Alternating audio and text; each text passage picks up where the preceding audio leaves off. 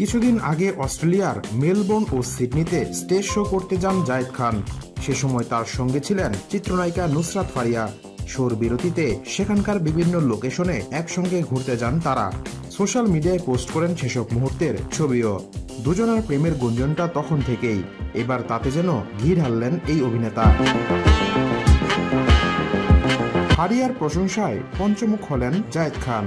দেশের একটি গণমাধ্যমের সঙ্গে আলাপকালে জায়েদ খান বলেন, এ পর্যন্ত অনেকের সঙ্গেই আমি পারফর্ম করেছি, তবে অস্ট্রেলিয়ায় ফারিয়ার পারফর্ম দেখে আমি মুগ্ধ।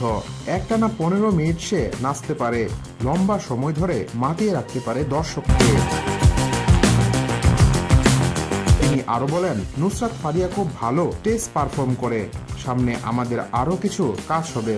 এর আগে আরেক সাক্ষাৎকারে জায়েদ খান বলেন, আমি ব্যাচেলর মানুষ, তাই যখন যে নায়িকার সঙ্গে ফেসবুকে পোস্ট দিই তখন দর্শক মনে করেন আমি প্রেমের সম্পর্কে জড়িয়েছি। এর আগেও আমার সঙ্গে অনেক নায়িকার নাম জড়িয়েছেন তারা, অনেকের সঙ্গে আমার বিয়েও দিয়েছেন, এ নিয়ে আর কি বলবো। তিনি আরো বলেন, অস্ট্রেলিয়ার ওই শোতে শুধু আমি আর নুসরাত ছিলাম না, আমার কাজিন গায়ক প্রতীক হাসানও ছিল। বিদেশের স্টেজ শোতে আমরা এই মুহূর্তে কোথায় আছি সবাইকে জানানোর জন্যই ওই পোস্ট করা।